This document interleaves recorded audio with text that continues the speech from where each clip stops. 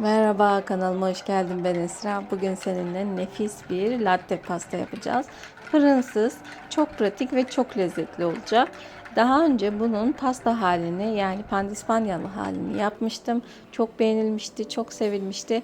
O yüzden çok daha pratik olan bu versiyonunu da sizin de görmenizi ve denemenizi istedim. Ben çok beğendim.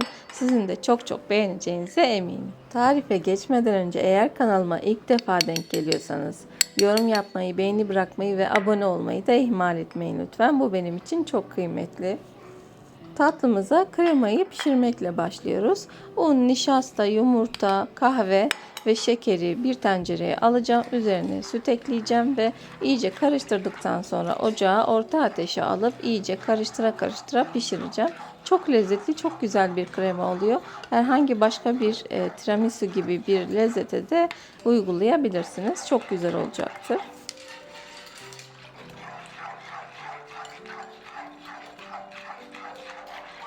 Krema piştikten sonra içerisine 1 yemek kaşığı tereyağı ve vanilya ekleyeceğim. Daha sonra iyice karıştırıp üzerini streçle kapatıp bir kenara alacağım. Başka bir kaba da koydum ki iyice soğusun. Ben aynı günde pişirip aynı günde servis yaptım.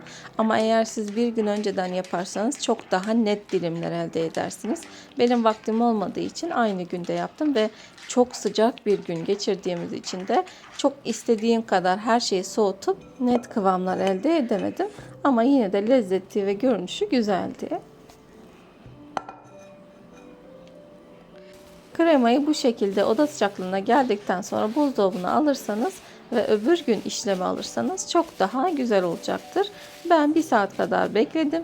Daha sonra tekrardan işleme aldım. Soğuttuğum kremanın üzerine 1 paket kadar, yani 200 grama yakın labne peyniri ve 1 poşet krem şanti ekledim. Bir kutunun içerisinde 2 poşet krem şanti oluyor. 1 poşetini kullanmamız yeterli olacaktı. Benim gibi açık krem şanti satın alıyorsanız 3 yemek kaşığı kullanırsanız yeterli olacaktır. Labne ve toz şantiyi ekledikten sonra mikserle iyice köpük köpük bulut gibi bir krema kıvamına gelinceye kadar çırpıyoruz.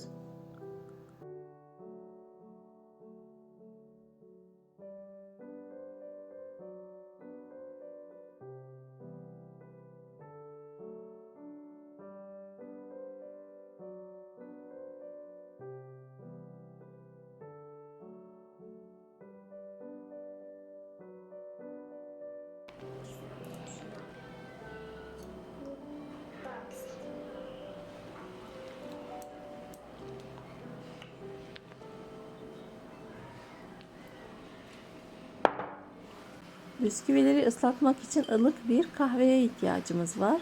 Bunun için 1 tatlı kaşığı granül kahve, 1 su bardağı ılık süt veya su ve 2 yemek kaşığı da şekeri iyice karıştırıyoruz ve karışımımızı hazırlıyoruz.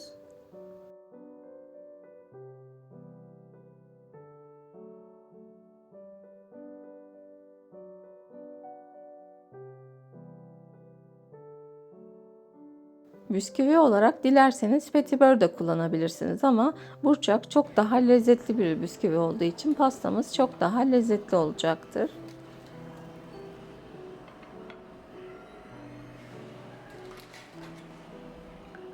Pastanız için dilediğiniz kalıbı kullanabilirsiniz. Ben kare bir çember kullandım ve çemberi yine kare bir tabağın üzerine oturttum.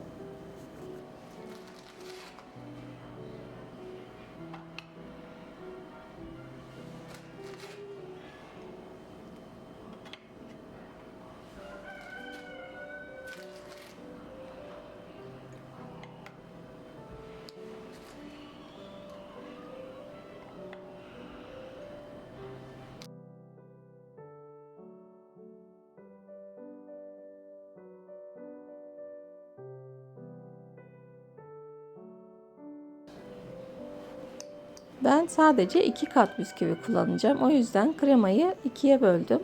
Eğer siz 3 kat bisküvi kullanmak istiyorsanız 3'e bölebilirsiniz.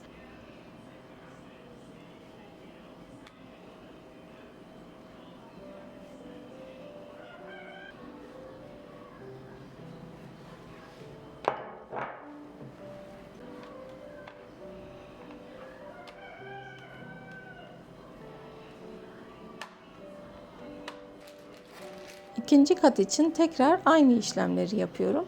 Yine bisküvileri ıslatıp kremanın üzerine dizeceğim ve onun üzerine tekrardan yine krema dökeceğim.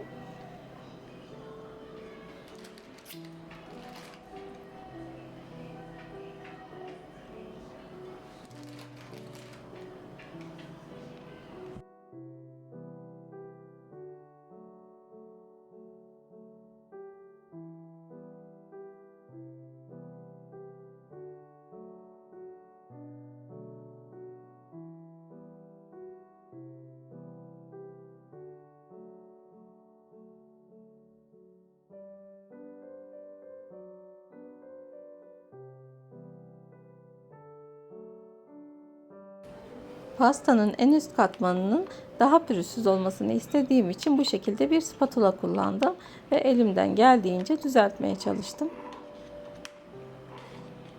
Bu esnadan sonra süsleme ve ikinci kat krema işlemi için buzdolabında iyice soğuması gerekiyor. Ben bekleyemedim ama siz mutlaka bekleyin. Üzeri için 100 ml kremayı kaynama noktasına gelinceye kadar kaynatacağız. 100 ml yani yarım paket krema yeterli olacaktır bu işlem için.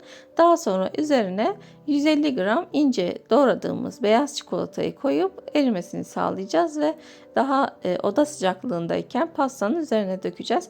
Pastamız çok soğuk olduğu için oda sıcaklığında döktüğümüz krema hemen donacaktır. Ama benimki oda sıcaklığına yakın olduğu için pastam ve kremam da öyle olduğu için erime yaptı.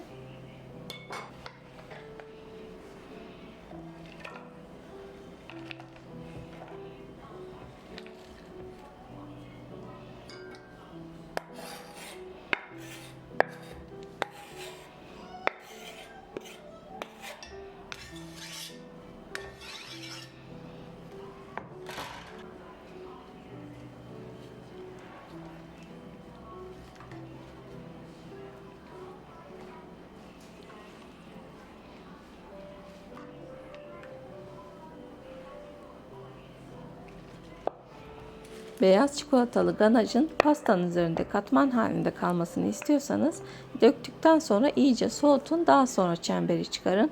Ben yanlardan hafif aksın istediğim için ganaj donmadan çıkardım. Akmış görüntüyü daha çok seviyorum. Siz tamamen keyfinize ve zevkinize göre ilerleyebilirsiniz.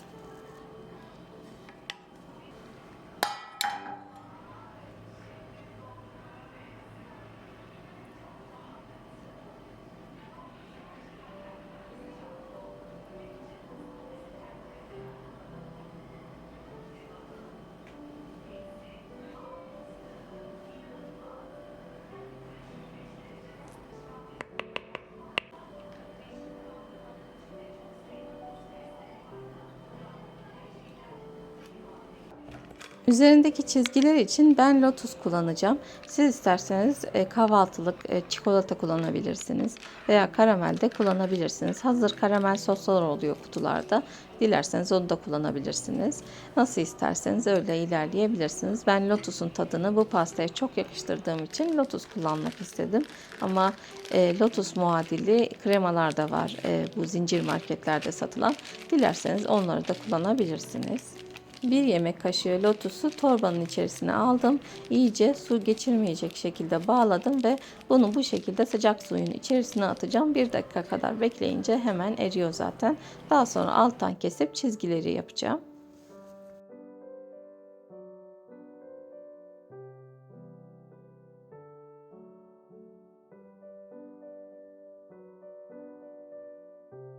Pastam henüz ılık olduğu için, beyaz çikolatam da ılık olduğu için çizgileri yaptığımda kenardan akma yapıyor ve bozuluyor.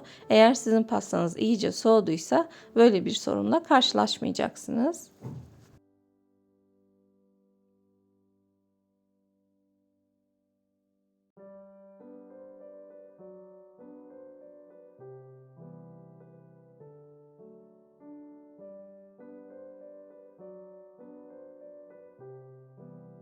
Kenarları fındıkla süsleyeceğim ben. Siz isterseniz birkaç tane bisküvi robottan çekip onunla da süsleyebilirsiniz.